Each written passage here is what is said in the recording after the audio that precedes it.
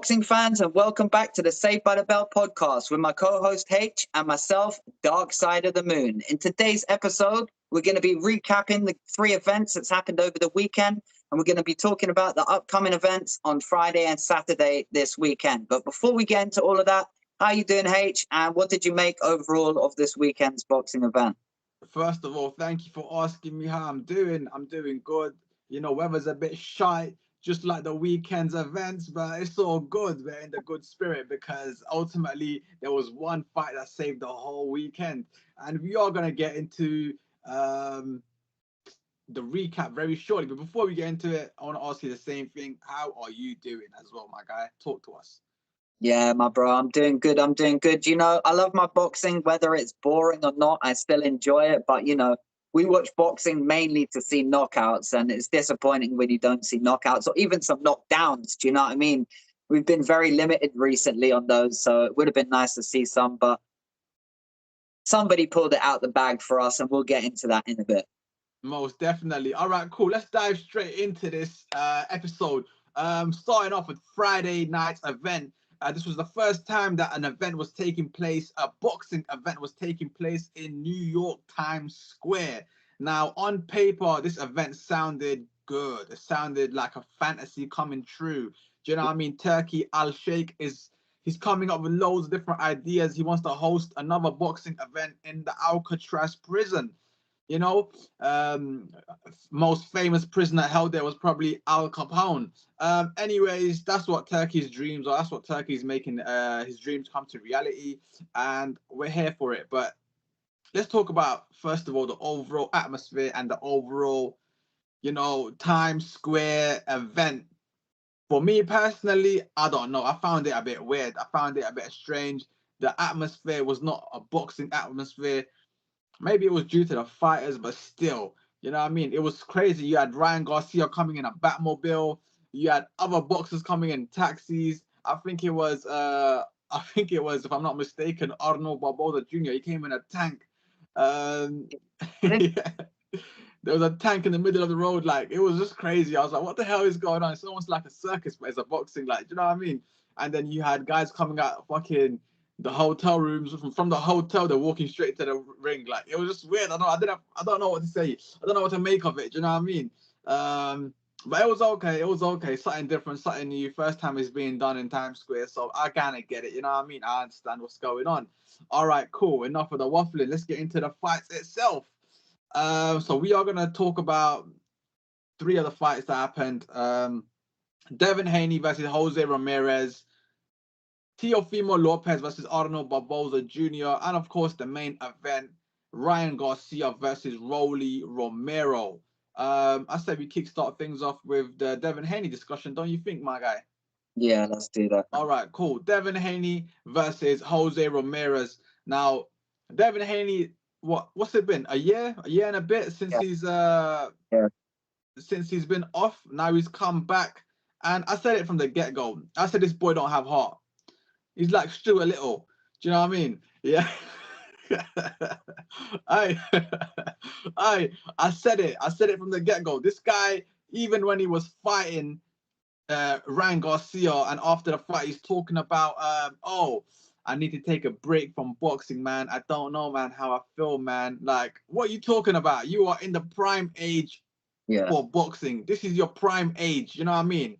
Or hitting your prime age. You know what I mean? What are you talking about slowing down? There's no slowing down right now. You go harder. You double down and go harder. So from the time you're talking about, I need to take a break, boxing's been too much for me, get the fuck out of here. Get the fuck out of here. Do you know what I mean? You're not made for the sport, bro. And in this fight here, we saw what was going on. This guy was running for the 400 marathon. You know what I mean? He was training for the dash sprint. You know what I mean? What the fuck was this? What the fuck was going on? The guy was shook to get hit. He was shook to get hit in this fight. He was so scared. I've never seen someone so timid to get hit. I know the name and the game of the sport. You hit and you don't get hit. But this was not that case. This was, I don't want to get hit because look what happened to me when I got hit last time. Yeah. Got absolutely battered. Do you know what I mean? When you go to your local chippy, get a battered fish. Absolutely battered in this fight. against Ryan Garcia. So I kind of get it. He was shook. He was nervous. The performance itself, yeah, he won the fight, but what the fuck? I would have paid to watch that. I would have paid to watch that. You know what I mean? What the hell? Devin Haney don't excite me. No homo. No. But he don't do it for me. Like, he's a boring fighter. You know what I mean? So anyways, what do I make of the performance? Yeah. Yeah. Anyways, I want to hear your thoughts on this, and let's go from there, my guy.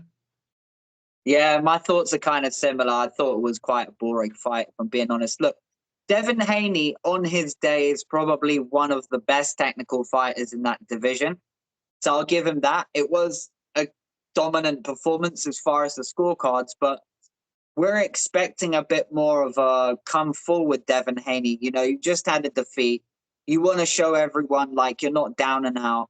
You already said you needed that year break. Fair enough. You took the year off. All right, cool. It's not the right time, in my opinion, to take it in the middle of your career. But if you need that time, you need that time. You come back, you got the victory. So I have to say fair play. Congratulations for getting the victory. But it was quite a boring fight. Devin Haney's always been the type of fighter who's been less of a front foot fighter and more of a back foot fighter. So I feel like he was even more of a back foot fighter now than he normally is because, like you said, he's nervous because he's been dropped and lost a fight. Do you know what I mean? So there's a lot of things that's clouding his judgment. I think also the break of that year, it's not good for any professional fighter. Me personally, I think, you know, if I was a professional fighter myself, I'd be aiming to get out probably 4 times a year. About minimum, every 3 to 4 months, you want to get yourself out there and have a fight because that's how you stay active. And an active fighter is a happy fighter. So anyway, what did I make of it? Wasn't a great event, but fair play to him for getting the victory. Most definitely. All right, cool. Let's quickly and swiftly move on to Teofimo Lopez versus Arnold Barboza Jr. I want to kickstart this one off with saying, what a waste of an opportunity. And who am I talking about? Arnold Barboza Jr. So before Teofimo Lopez, Arnold Barboza Jr. had a fight with Jack Catterall. Now that was a banger, you know what I mean? That was a chess match. That was a great fight. What the fuck was this? You went and done what you done in that fight against Jack Catterall. You came over to us in England. You came to Britain and you put on a performance like that. Yeah. And now you got this opportunity in Times Square and you perform like this. You basically bottled it. We know Arnold Barboza Jr. could perform. He could perform much better than that. You know what I mean? I don't know what it was. Maybe it was stage fright. Maybe it was the nerves. Maybe it was the atmosphere. Who knows? But that was not 100% Arnold Barboza Jr. That was a wasted opportunity. As far as for Teofimo Lopez, yeah, you know what? Big up to Teofimo Lopez because that was a great performance from Teofimo Lopez. Great timing, great counter punching, 1-2s, kept it moving, never stayed in the pocket, and the fight basically went the way he wanted it to go. This was Teofimo Lopez's fight. That was his fight. He done what he done the way he done it, however he wanted to do it. Do you know what I mean? So we got to give big shout out to Teofimo Lopez for actually putting on one of the best skillful performances of the night. Yeah. As far as Arnold Barboza Jr., I don't know what to say. I don't know where he goes from here. Teofimo Lopez, there's quite a lot of talks. Do you know what I mean? Some are saying they want him and Devin Haney. Some are saying they want him and Ryan Garcia, but that's all talk. We don't know what's going to happen with Teofimo Lopez. He's got a mind of his own, and ultimately he is the champion, so he does what he wants. Do you know what I mean?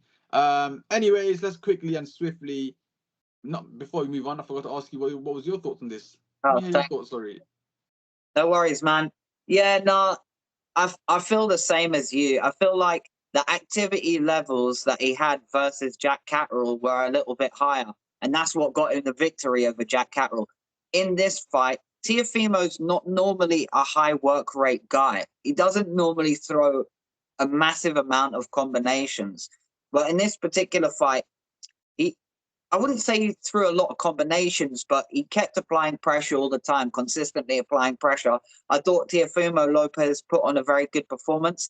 Not his best. I've seen better performance from him before, but it was a good performance. From Arnold Barboza, I mean, yeah, I think his main downfall here was just the activity levels. if he'd tried to double his activity levels, he probably could have won that fight, because if you notice, whenever he was letting his hands go, he was sometimes landing good shots at Teofimo Lopez. The problem was it just wasn't enough. It was just the odd 2 or 3 here and there, here and there. It wasn't enough, not consistent enough. So for Arnold Barbosa, very disappointing performance from him. But what does he do from here? I would say that probably set him back about 3 to 4 fights. So he's probably going to need to have another 3 good wins before he can get in line for another title shot like that again. For Teofimo Lopez, like you said, there's a lot of options. There's even Conor Benn they're talking about now, potentially facing a Tio or a Ryan Garcia or a Devin Haney. So that's now been thrown into the mix as well. So overall, good performance from Teofimo Lopez, and looking forward to seeing his next fight. Most definitely. Teofimo Lopez, the future's bright for him. Do you know what I mean? We're going to see what's next in store for Teofimo Lopez. All right, cool. Let's quickly move on to the main event that happened on Friday night between Ryan Garcia versus Rolly Romero. Now, Ryan Garcia is also making his return after a year and a half after that fight with Devin Haney. Apparently, he got done for popping certain illegal substances, enhancement substances, and he got a year ban. Fucking hell. Anyways, let's move on. So, before going into this fight, I did make a prediction before this fight. I did say Rolly Romero will beat Ryan Garcia. You know what I mean? I did say this because I ultimately believe that ring rust is real. Do you know what I mean? And if you're not active, let's say even if you're not fighting, but you're still active and training, there's a difference. And we saw what happened with Ryan Garcia. He went through some sort of mental health issues. He went through a breakdown, took a step away from boxing. You know what I mean? Was out partying, drinking, gambling, living his life as he should. But this is the boxing game. And everything that Ryan Garcia was doing leading up to his ban getting removed was not in the line of boxing. Do you know what I mean? While Rolly Romero was training hard, Rolly Romero was actively competing. Do you know what I mean? So I said to myself, yeah, this one's going to go to Rolly Romero. Now, styles makes fights. And this was a perfect style for Ryan Garcia to beat a Rolly Romero. Rolly Romero is flat-footed. Rolly Romero likes to throw haymakers. Rolly Romero lacks in defense. This is a perfect combination package for Ryan Garcia to beat a Rolly Romero, because Ryan Garcia is fast with his hands. He's fast on his feet. He's a good counter puncher. He had all the advantages in this fight, and he didn't use not one of them. Yeah. Do you know what I mean? All right, cool. Let's get into the fight itself. Wow. I think, was it a round 2 with knockdown? Yeah. With the left hook? Second round 2, double left hook from Rolly Romero. And I'll be honest with you, that wasn't a solid left hook. Nah. It wasn't. It was a left hook, it hit him, but it was not a solid left hook. You know what I mean? It's a case of Ryan Garcia reminds me of Amir Khan. Yeah. Fast on his hands, fast on his feet, throws combination punches, but once he gets clipped, he's gone. And we've seen that with Luke Campbell. Now we've seen that against Rolly Romero. So if you do hit Ryan Garcia, yeah, he's going down. Do you know what I mean? You don't have a strong chin. Oh, and Tank, yeah, and Tank. That's maybe an exception to that, because we all know Tank is a hard puncher. So yeah, for real. So there you have it. So you see what I'm trying to show you guys. You hit him, he's going down. The only difference is, can you hit him? Can you get to him? Now, anyways, let's get back onto the fight as well. I don't know what Ryan Garcia was doing. It's like he didn't want to be there. It's like he wanted to be somewhere else. His heart wasn't in it. He wasn't fighting the way Ryan Garcia fights. I don't know what was going on. Do you know what I mean? But Rolly Romero stayed on his game, stick to the game plan, and he didn't. I would have thought Rolly Romero would load up even more, just go crazy and land bombs, but he kept his composure in this fight. Which kind of surprised me. So you know what? Big up to Rolly Romero. Ultimately, Rolly Romero won this fight rightfully, and I don't know what to say. Like, I don't know where Ryan Garcia goes from here. I say just go have a rematch with Devin Haney. It's not like Devin Haney put on an impressive performance, and it's not like you put on an impressive performance. Go have a rematch. Let's see what I want. Do you know what I mean? But yeah, I want to hear your thoughts on this fight as well. Yeah, man. Ryan versus Rolly. Ryan being out for a long time. I mean, I expected absolute fire from Ryan Garcia, especially after the last fight. But maybe that's like, well, you can't really call it recency bias, but it's kind of recency bias towards his last fight. Let's say last fight bias. Because I remember what he did to Devin Haney. I was kind of expecting him to do similar against Rolly, to be honest. But Rolly's proved to be quite a decent fighter. Not only dropping Ryan, but convincingly winning that fight, I would say. I wouldn't say it was debatable that Ryan could have possibly won or even gotten a draw. It wasn't even debatable. Even if you take away the knockdown, I still had Rolly winning by a couple of rounds. Do you know what I mean? So, first of all, fair play to Rolly Romero. For him, it is on to bigger and better things because a win against Ryan Garcia, regardless of where he is in his career, it's a notable name that you now have on your CV, a notable win. And people can look at that and say, oh, like, yeah, I'd like to have a fight with this guy. He's beaten Ryan Garcia, must be a decent fighter. Do you know what I mean? So he's got that to his name now. So congratulations to Rolly. He definitely deserved the victory. For Ryan, I think it's a combination of factors. I think Ryan, he's got some things going on in his head. I don't think that's gone. I think that's just who he is as a fighter. And I don't think he was all there. He was all with it. I mean, he was there, but was he there 100%? Was that his best? I don't think that's Ryan Garcia's best performance. I've seen him perform much better than that. But I do blame a large chunk of that on ring rust. If you're not fighting for a long period of time, then you're not going to be used to what it's like fighting. And you got someone who's fighting regularly, then, you know, that's already putting yourself at a disadvantage. So for Ryan Garcia, I agree with you. I wouldn't mind seeing Devin Haney rematch. I wouldn't mind seeing a rematch with Rolly, although it wasn't really close enough to even deserve a rematch, if I'm being that honest. But then again, the Devin Haney wasn't that close to deserve a rematch either, the Ryan versus Devin. So I don't know. We'll see where they go. But for now, you just got to credit Rolly, really. He's done the business, man.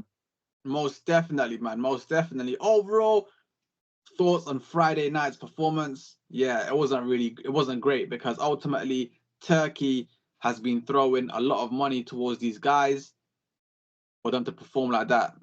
Turkey has done a lot to put this event on. Closed Times Square. You know how busy Times Square is?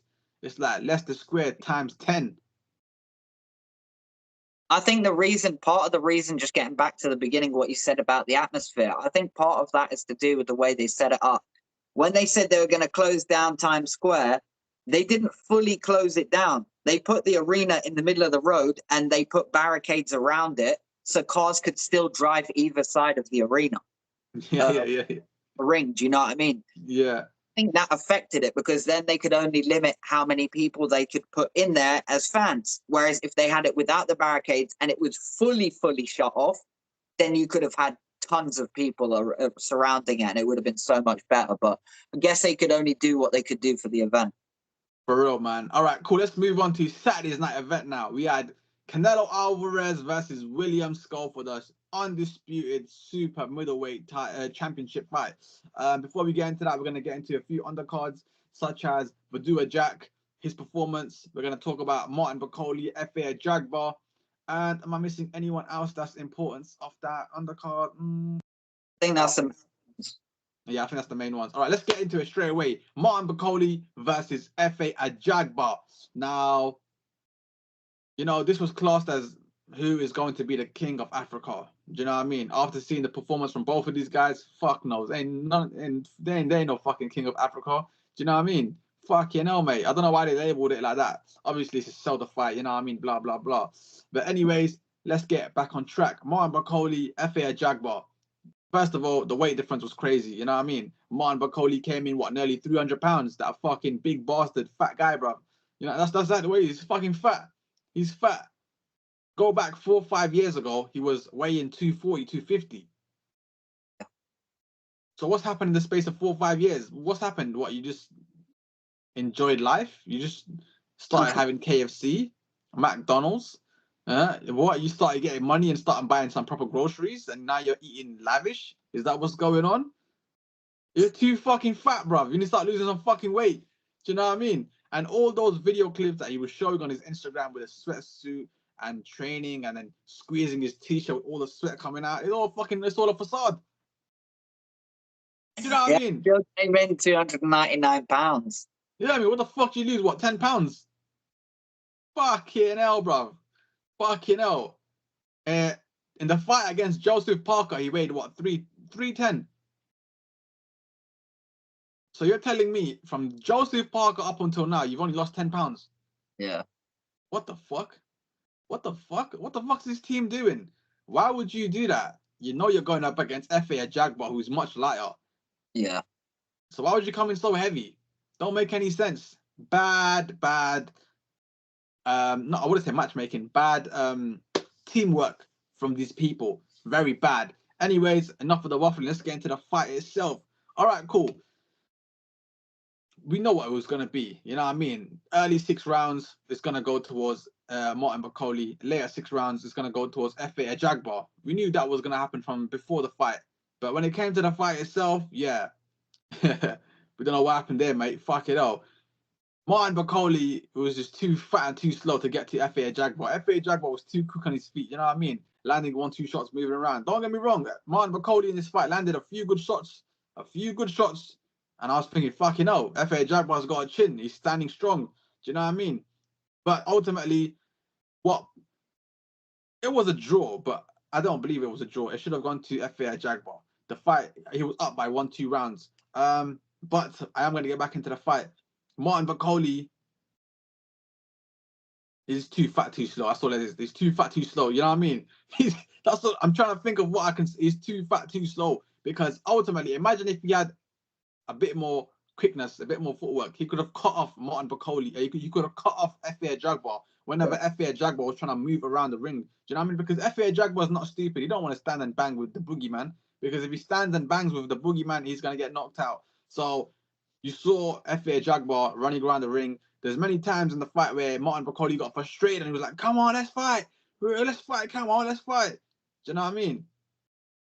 So you see the frustration that FA Jaguar's game plan was doing to Martin Bakole. You saw exactly what was going on.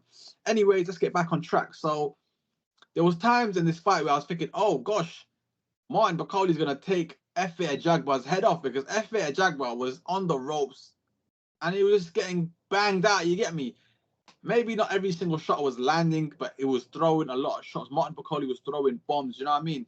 And even FA Jaguar's team, his trainer was like, what the fuck are you doing? Why are you standing in the fucking on the ropes? Do you know what I mean? Go to any amateur boxing club. If you stay in the ropes, they'll say, what the fuck are you doing, you son of a bitch? Get off the fucking ropes. You are not Floyd Mayweather. You're not Floyd Mayweather. You know what I mean? Only Floyd Mayweather knows how to use the ropes effectively. Everybody wants to become Floyd Mayweather by staying on the ropes. What the fuck? You know what I mean? Anyways, what do I make of the fight? I mean, it was okay. It was okay to a certain extent. Do you know what I mean? It wasn't a lot of action. There wasn't times in the fight where I thought, oh gosh, either man is hurt. But it was okay. It was pretty decent from both men. I don't believe it was a draw. I believe FA Jaguar won this fight. But anyway, that's you know how boxing goes. Anyways, I want to hear your thoughts on this fight as well, brother. Yeah, so I had like FA dominating the first 6 and then Bakole dominating the last 6. But I thought it was a very boring fight at times, to be honest. I don't know why. Maybe it's just the way that the fight happened to just sort of swing, where it's like one guy getting dominated by the other guy, then another guy dominating the other guy in the second half of the fight. Whereas we watch boxing, really, we want 2 guys to be really competitive and be throwing bombs. But I don't know if Bakole was waiting on purpose later to see if he could wear out FA Jaguar. Because to be fair to Jaguar, he was boxing well on the back foot for the first 6. But like you said, as soon as he started staying on the ropes and Martin Bakole didn't have to move anywhere and just throw his shots, he was doing severe damage to FA Jaguar. However, I do agree. Part of the reason why Martin Bakole was that slow is because of his weight. If you look at the weight he came in when he was fighting Big Baby Anderson, that's the weight he should aim for. Anywhere from, in my opinion, 280 to around 285 would be a good weight for him. He came in 284 against Big Baby Anderson. So I think that's a better weight for him. He needs to drop some more weight, and then he'll be a better fighter, in my opinion, because he has got quite a good engine. Like, he hasn't got a bad engine, but he just needs to lose some weight. He's just too fat, bruv. Yeah, he's just a bit too heavy, that's all, really. But overall on the fight, was it a good fight? It was an okay fight. I'll give it that. The first 6 was, back foot boxing, and then the last 6 was more like slugging. Do you know what I mean? So yeah, it was a decent fight overall. A draw, definitely not. I had a Jagbar by a round, maybe 2 rounds. There was a couple of swing rounds in there, so I can see where people are coming from. But a draw, I don't think so. I think an immediate rematch is required. I think for FA Jagbar, I don't think he has to really change anything except for don't stay on the ropes. If he can keep moving for all the rounds, then I think he wins comfortably again. However, if Bakole comes in at like 284, 285, I think it's going to make life a lot more difficult for FA Jagbar. But we'll have to see what happens in the rematch. Most definitely, man. Just go lose some fucking weight. You'll be all right, bruv. All right, cool. Let's move on to Badua Jack. Now, Badua Jack was supposed to be fighting, what's his name? I forgot his name now. Something Rosini. Yeah, anyway, he was supposed to be fighting some guy. The guy pulled off last-minute replacement. They got a guy called Michelina, who is training under Don Charles. Now, I'm going to say this straight away. Badua Jack needs to retire. Yeah. Badua Jack's age is really showing. 41 years of age, still competing. I mean, listen, 41, you're not old. But for boxing, you're old. Do you know what I mean? And the cruiserweight division, it don't really matter what kind of age you are too tough, because they are big guys. It's not really a lot of technical boxing. It's more power shots, and you know what I mean? So it's all right to a certain extent. But 41, hell no. You need to keep it pushing, homie, because let's be real. Yeah, you just about slightly edged this fight. You know what I mean? And that was because of the body shots that you was landing on your opponent. Your opponent was lacking in certain experience in departments when it comes to defense. You know what I mean? You can see the level of inexperience compared to the level of experience in this fight. And Badua Jack basically took advantage of that, landed more body shots, and that's what won in the fight. Now, Badua Jack, I can't lie to you, man, it's not looking good. He looks slow. He's slow on his feet. His punches are not. They're not hitting with as much velocity, with explosiveness. Do you know what I mean? They're a bit on a quiet side, if that makes sense. Do you know what I mean? I don't know, man. Badua Jack don't look like he has any pop in his shots left. Do you know what I mean? Because he landed quite a few good shots on Michelina, but Michelina wasn't even phased. Do you know what I mean? Ultimately, Badua Jack did enough to pull off this performance, but he's not beating a Jaya Patayo. No, he's not beating a Zerdo Ramirez. He's getting bodied if he fights one of those guys. He's getting bodied. So why not leave the sport on a high note? Why not leave the sport as a champion? I don't know, man. But I want to hear your thoughts on this as well. Yeah, man. So I'll start with, I've been watching Badou Jack for many, many years now. I've been watching him box. And that is the one thing I did notice. Overall activity slowed down a lot since his last fight. And that snap in his punch, it's not quite the same. I think it's the acceleration of his punch is not the same. I'm not sure why that is. It may just be because he's getting older. He is 41. He's been in boxing for quite some time now. There wouldn't be a better time for him to retire, in my opinion. He's achieved his goal of becoming a world champion. And like you said, is he able to beat those other champions that become, either unified or undisputed? And the answer to that is sadly no. The other guys are all much younger. They all hit harder, and they're all, I would say, I'd probably say they're better boxers as well. So, he's got everything going against him, really. And I think, why not just bow out on a high note, man? The performance overall, and talking about the fight, it's all about activity levels. His activity levels was just high enough to win this fight. And I think if he goes in against anyone who's a top-level fighter, the activity levels will be much higher, and he won't be able to contest with that. So, Congratulations to Badu Jack. Always love seeing him getting the victory, but he has to ask himself the question, how many more boxing matches is it going to be before you take a loss? And I don't think it's going to be that many more, in my personal opinion. But on the other side, I would say this. If it's a money thing and your health is good, continue doing what you're doing. Make as much money as you can off of the sport, because once you're done with it, there's no going back. It makes sense. Anyways, let's move on to the main event. Canelo Alvarez versus William Scull. Now, the IBF ordered Canelo Alvarez to fight William Scull last year sometime, back in 2024. Yeah. Canelo Alvarez refused, said, nah, fuck that. Who the fuck is he? Who the fuck is William Scull for me to fight William Scull? Are you mad, bro? I'm not fighting no William Scull. Get the fuck out of here. The IBF said, all right, you know what? Fair enough. We're going to take the belt off you. They're I can't even say the word. What's the word? Yeah. What's that, brother? Relinquished. Relinquished. There you go. Fucking hell. They relinquished the belt, the IBF belt of Canelo, and gave it to William Scull. Yeah. Fast forward now, we've come in a full circle. And Canelo is fighting William Scull for the IBF belt to become a 2 times undisputed super middleweight champion. So we're back in a full circle. We knew exactly what it was.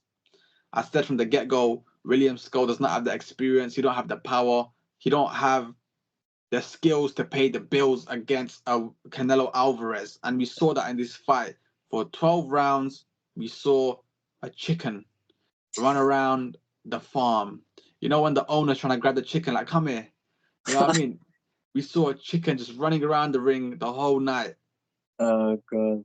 You know what I'm trying to say? Fucking hell, bro. What the fuck? I feel sorry for Turkey Al-Sheikh. Canelo got paid 80 million for just running around. I mean, for trying to chase the chicken. There was not one moment in this fight where either man got hurt. There was not one moment in this fight where I said, oh, gosh, someone's hurt. It was literally William Scull running around the ring, Canelo chasing his tail. Then maybe Canelo will throw 1-2 body shots. William Scull will throw fake jabs. And that was basically the fight. You know, some people may call it that his style. That's his style. That ain't his fucking style. That's a running style, bro. That's worse than Shakur Stevenson and Devin Haney combined. Yeah, that was bad. You know what I mean? William Scull will never, ever see the light of a Riyadh season card ever again. I don't think so. William Scull will never see a high-level fight again. No, who the fuck wants to put that on? No one is going to put that on. Do you know what I mean? Anyways, it is what it is. Canelo Alvarez. Now, people are saying he could have cut him off. But in my personal opinion, I believe Canelo Alvarez didn't even respect or rate William Scull. You know, when you don't rate someone, you don't even bother chasing them. Like, yeah, I'm winning the fight. I can't be us chasing you. What the hell? Do you know what I'm trying to say? I think that's what was going through Canelo Alvarez's mind. Anyways, the highlight for me was when the fight was over. That was the highlight for me. Do you know what I mean? I was thinking, fucking hell, finally. Wow, this fight's over. Fuck me, bro. Canelo obviously became a 2 times undisputed champion. Yeah. And William Scull fucked off with a payday. That's all he came for, a payday. He didn't come to defend his title. He didn't come to do nothing, none of the things. He just came for a quick payday. Do you know what I mean? But I want to hear your thoughts on this as well, bro, man. Yeah, my thoughts are quite similar, actually. I thought it was an extremely boring fight. Probably one of the most boring fights I've seen from Canelo in a while, and that's no fault of Canelo's. You know, when you're fighting someone who's a back foot fighter, it does make the chaser, it makes the chaser work a lot harder. Because if you've got someone who's a pressure fighter fighting another person who's also a pressure fighter, then it's great. It makes for exciting action because 2 guys just come together and keep throwing bombs. But when you've got one guy who comes forward and one guy who goes backwards, it's almost like a dance. They're just trying to stay away from each other all the time. One guy's trying to get close, one guy's trying to stay far. That's right. I think most people who watch boxing knew that, you know, it is boxing, but William Scull probably didn't even have a 1% chance of winning that fight. Do you know what I mean? It's one of those fights. Canelo's towards the end of his career. Let's be realistic here. he's probably only really wants to fight top opposition. If he's being forced to fight people like William Scull, then he's going to try and avoid it if he can. But for the fact of getting the second time undisputed champion, it made it somewhat worth it for Canelo. But overall, the fight was boring. Scull did a lot of back foot boxing. I don't like to call it running away, but it pretty much was that. I would call back foot boxing more or less what F.A. Ajagba was doing, because he was boxing on the back foot, but he was also landing bombs. And that's what I consider back foot boxing. But if you're just running backwards and not trying to come forwards at all, then yeah, that's boring. No one wants to watch that. So I don't think we'll be seeing William Scull in any big fights anytime soon. Thank the Lord. Thank the Lord. Hallelujah. Hallelujah. All right, then. Would also say what's up next for Canelo, but we all know that Canelo's fighting. The announcement happened. We got Canelo versus Terence Crawford September 12th, so I'll be looking forward to that one. Big fight, massive. The biggest fight in modern British in modern boxing. Do you know what I mean? One of the biggest fights in modern boxing. It's gonna be record-breaking numbers, man. Best believe that. All right, then. And it's in a stadium fight in Texas. Is it in Texas or Las Vegas? I'm not too sure. Normally, big fights, they do Vegas, isn't it? Yeah, it's in a stadium. It's in a stadium, so that's a big fight. That's a big, stadiums are big, you know what I mean? All right, then. Let's get on to the next day, the actual day that saved the whole weekend. Yes. Naoya Inoue versus Ramon Cardenas. Cardenas, however you say it. But yes, anyways, that fight is ultimately what saved this whole weekend. And Top Rank, they were sending shots all night long. They was like, hey, man, these fights are better than both events combined. Hey, man, you got to save the best for the last. The weekend's events were so boring. We're going to save you guys with this one. So they were sending shots all night long at Turkey and Fatal Fury. I mean, the whole card I pretty much enjoyed. I watched the whole card, you know what I mean, from beginning to end. Starting off with Emmanuel Vargas, you know, doing his thing, round 2 stoppage. After that, we had what's his name? Laponas? Fuck.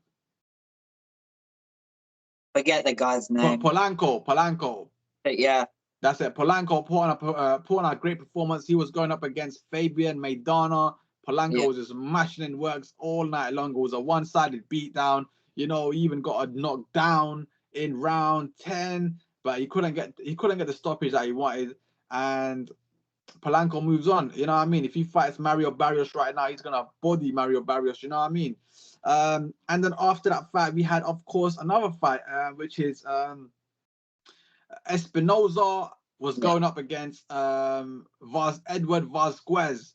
I said it from the get-go. 6'1" going up against 5'7". Do you know what I mean? Espinosa's gonna mash him up. Espinosa is tall, he's got reach, and he likes to fight on the inside. You know what I mean? He likes to fight on the inside. So this is the perfect combination to beat your opponent. Ultimately, it was too much. Espinosa, this is his 19th knockout in a row. That boy's on fire. You know, Vasquez could not handle the pressure that Espinosa was throwing. You know what I mean? So ultimately, Espinosa is, you know what I mean, your victor in that fight. Vasquez was just too small, too short, not enough power in his shot, and that's about it. You know what I mean? All right, then let's move on to the main event. Naoya Inoue versus Ramon Cardenas. Now, before we get into this fight, I did mention that Ramon Cardenas has a naughty left hook. Whether he throws the left hook to the body or your head top, you're gonna feel it. And we saw that in round 2. Naoya Inoue was throwing a few shots, and in the midst of that, Cardenas landed a left hook. Bow! Dropped Naoya Inoue. The crowd went crazy. You feel me? Because, wow, Naoya Inoue is down. He also reminds me of a Ryan Garcia. And he also reminds me of an Amir Khan. Very highly skilled, very fast. But if you clip him on the chin, he's going down. Yeah. And we saw that in this fight. Cardenas landed a left hook. And I was like, oh no, are we gonna see an upset? This will be one of the biggest upsets in modern day and age. You know what I mean? This will be a big upset. But then again, Cardenas started to slow down. Naoya Inoue started to pick up his pace. Naoya Inoue started to time Cardenas, and ultimately the pressure was on. You know what I mean? It was a banging fight. You know, I can't lie. Even though Naoya Inoue was always one step ahead, but it was a banging fight. You know what I mean? Cardenas gave it his all. You know what I mean? Throwing haymakers, throwing punches, but ultimately Naoya Inoue, the number of punches that he was throwing was too much. Ultimately, referee jumped in and said, "Nah, man, you're taking too much damage. You know what I mean? We can't let this go on." And Naoya Inoue remains the undisputed super bantamweight champion. Now, I asked myself the question: what is next for Naoya Inoue? Because we know he's the best in that division. You know what I mean? There's no point you staying in that division. You basically beat everyone. It's time to move up. Fight Nick Ball. Fight a Bam Rodriguez. Make these fights happen. We've seen you fight enough bums now. Not bums, but just basically guys that you're gonna beat anyway. You know what I mean? We need to see you move up. So anyway, before we get into that, I want to ask you, what was your thoughts on this fight, bruv?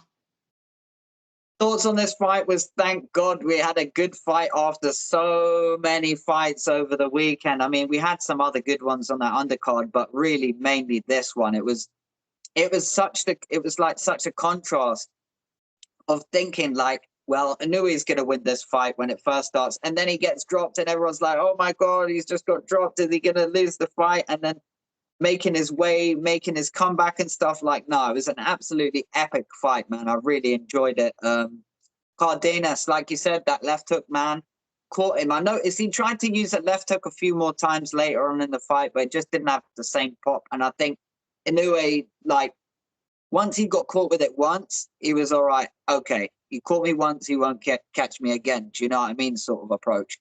But I did also notice, you know, Inoue is an experienced fighter, and you know that from experienced fighters normally by how they respond to a knockdown.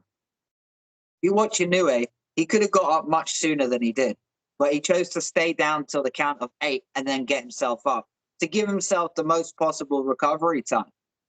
After that, he just boxed absolutely brilliantly, applying more and more pressure as the rounds go on, launching more and more combinations, finding more and more holes, picking that lock until eventually, you know, he got the first knockdown, then the second knockdown, and then it was just like, yeah, this is just too much now. Let's call off the fight. Although I did think it was somewhat of a soft stoppage, under the circumstances, he was getting beaten up and it didn't look like there was any comeback, so there was no point in really continuing. So I understand why they gave the stoppage after a barrage of shots.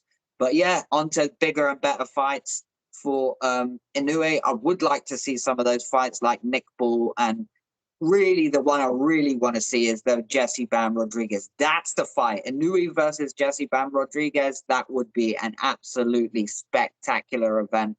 One I would actually say is a true 50-50 fight. So I definitely look forward to seeing that.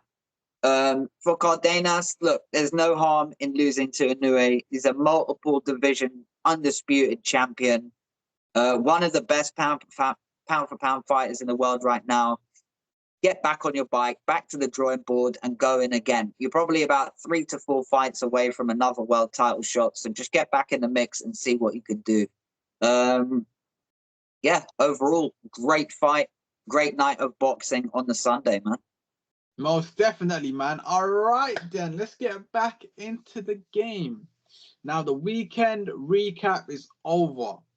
Like you said, Naoya Inoue saved the weekend. You know what I mean? All right, then. Speaking of a weekend, we've got another following weekend of boxing.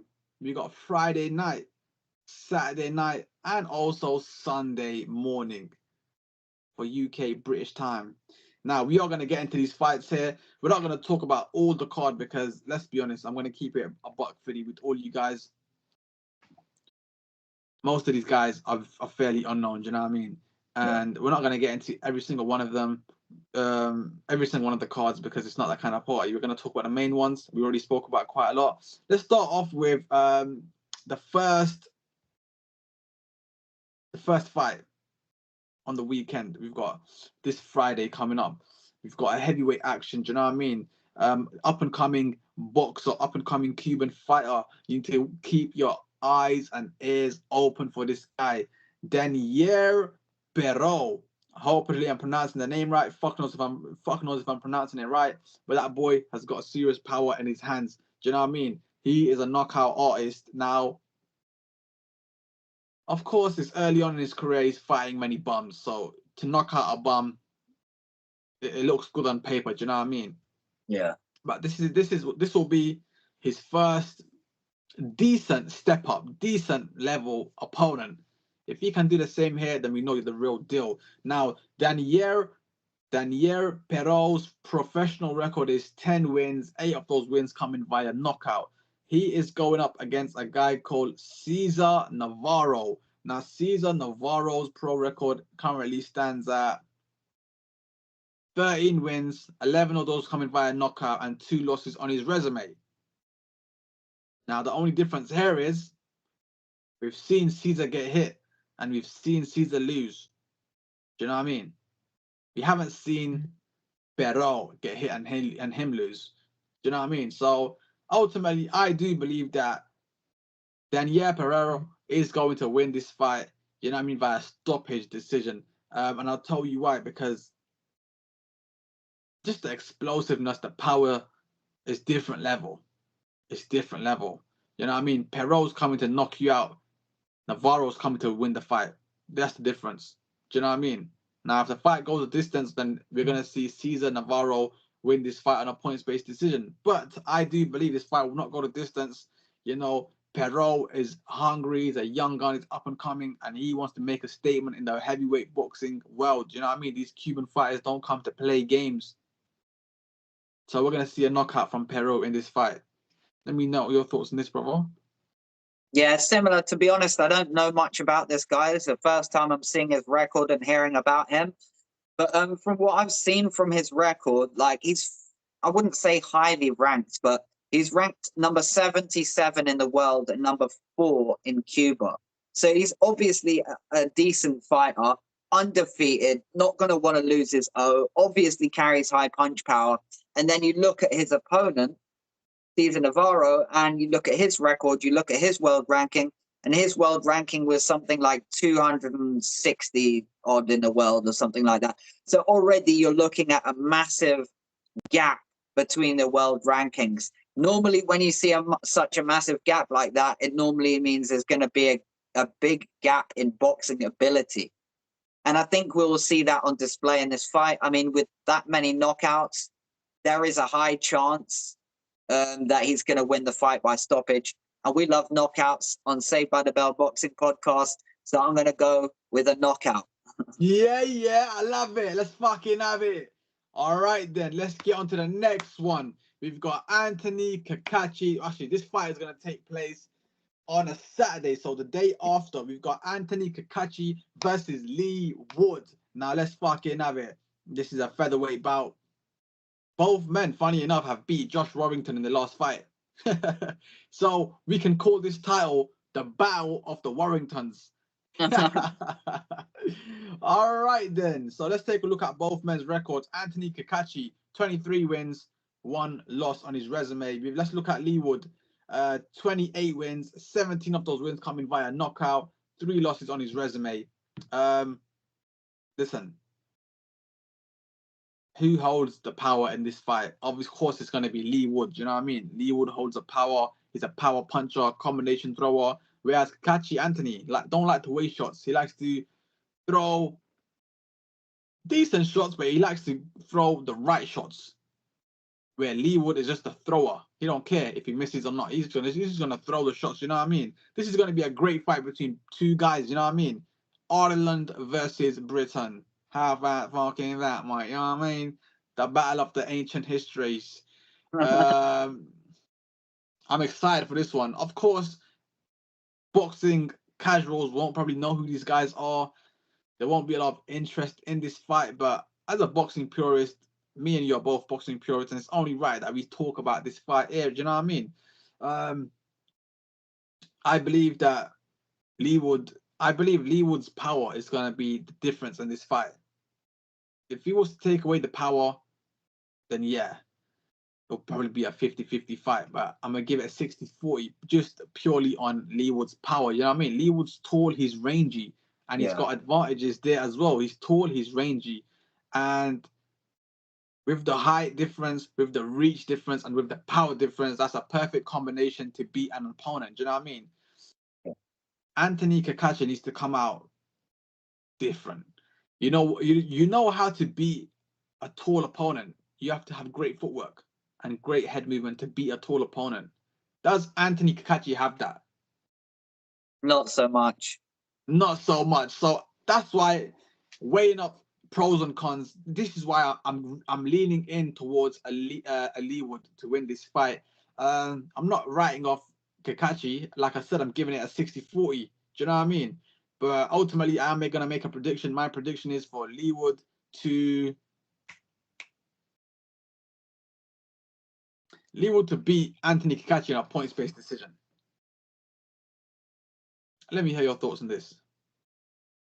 Yeah, I think very similar, to be honest. Leigh Wood has a lot of the advantages. He's got the experience, height and reach, power advantage. But one thing that always surprises me when I watch Anthony Cacace fight, it always looks like he punches so much harder than what his record suggests.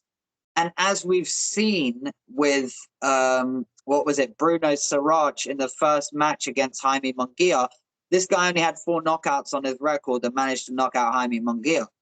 Sometimes it's not about if they're a hard puncher, it's about how accurate are they for hitting that knockout punch, if that makes sense.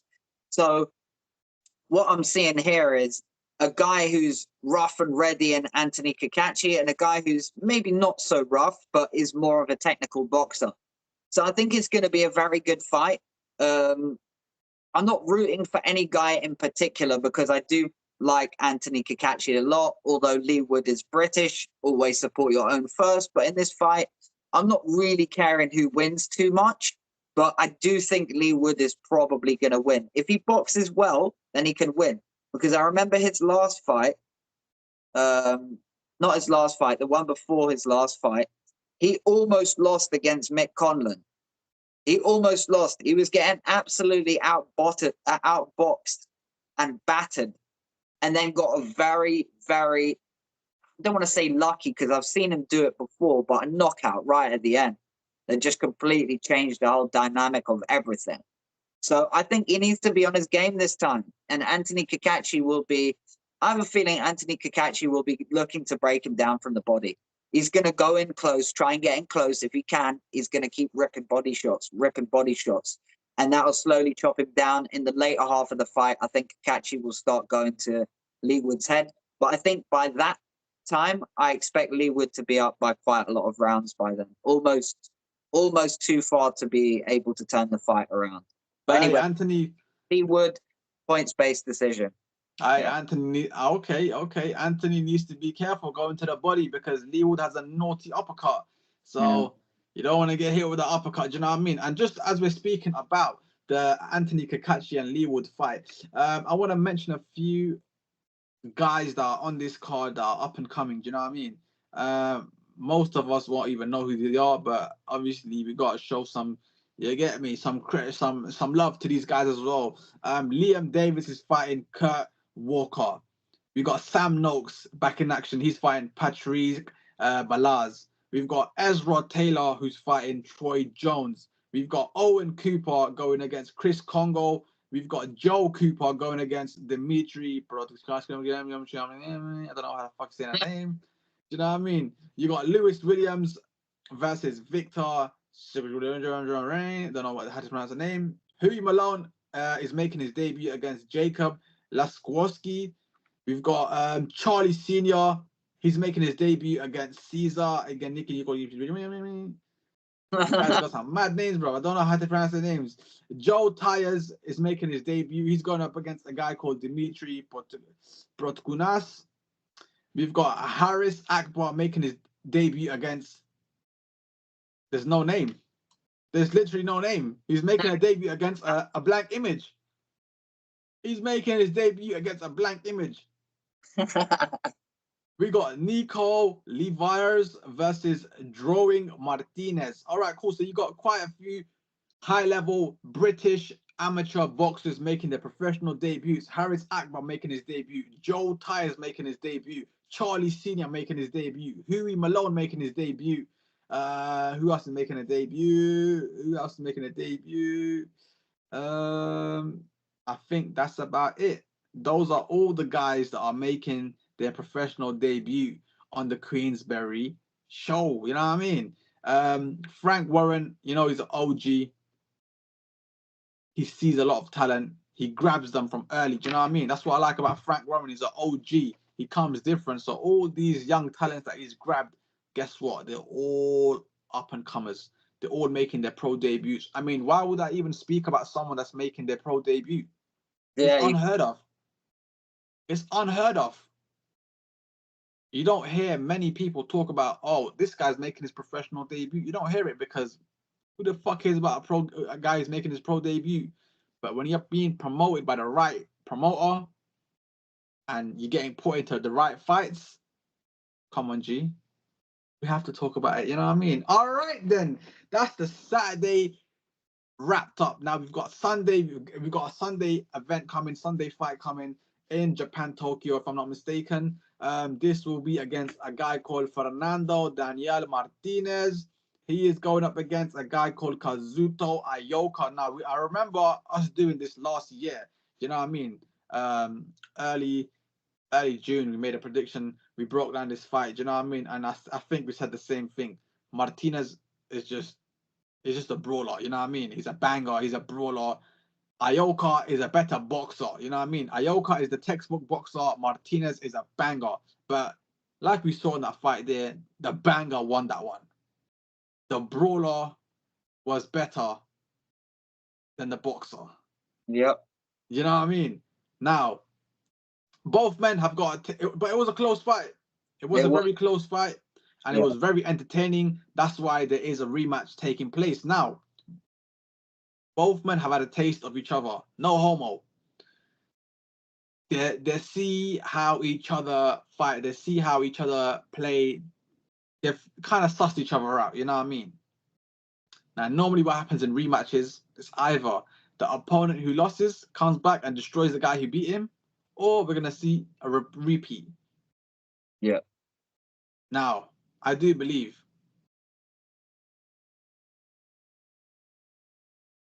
I was going to say I do believe in miracles, but I don't know, I don't know. I'm actually rooting for Kazuto Ioka in this fight. Same. And I'll tell you why. Now, you remember they were supposed to have a fight fairly soon. I can't remember the date, but Kazuto Martinez caught some sort of flu, some sort of inflammatory in the throat. Yeah, I remember that. But I can't remember the name for the illness he caught. But anyways, the fight got called off. Fight got postponed up until now. So this fight is going to take place on the 5th of May. No, on the 11th of May, 2025, which will be a Sunday. It will be Sunday morning for us, UK time. Kazuto Ioka has got enough experience on his resume to beat a Fernando Martinez. Do you know what I mean? And Kazuto Ioka has had a taste of Martinez. With that being said, I believe Kazuto Ioka will beat a Fernando Martinez on a points-based decision. He's going to learn from his mistakes. He's going to see where he went wrong, and he's going to correct his wrongdoings in the rematch. And ultimately, Kazuto Ioka is going to beat Fernando Dainier Martinez. And you know what I mean? So, yeah, man, I want to hear your predictions on this fight as well, brother. Yeah, well, just getting back to the first fight they had, I thought it was actually a good scrap. I did think that Ioka won the first fight, though. It was close. It was very close, but I had Ioka by about a round. I mean, I can understand why they gave it a draw or why they would give it to Martinez. But anyway, they've got the opportunity to set the record straight, and this is their opportunity to do it. I think all the points that you made were extremely valid. I mean, Ioka's a very good boxer. He's a very good technical boxer. Maybe doesn't get the credit for how good a technical boxer he is. but I was quite impressed with his performance in the first fight. You wanted to say something? No. I'm saying, yeah, good point. Yeah. So yeah, no, I feel like he's gonna box exactly the same way he did the last fight, but he's gonna be a little bit more cautious for openings and try and take some more of the openings. I think Martinez is probably gonna box the same way. He's probably just gonna keep coming forward, keep throwing as many shots as he can, and hope for the victory. Where I think Ioka's gonna think a bit more technical, a bit more tactical this time, and he's going to slowly work his way in with his technical shots until he can position himself for some good counter shots in the later rounds. But yeah, I'm going Ioka on points. Let's fucking have it. Let's have it, mate. Yeah.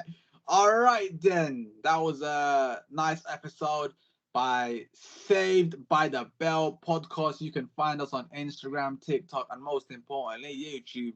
If you made it to the end of the video, you know what to do. Like the video, share the video, and most importantly, subscribe to our channel. Get busy in the comment sections. Let us know if we're just two guys waffling or if you know what we're talking about. You know what I mean? There you have it, my people.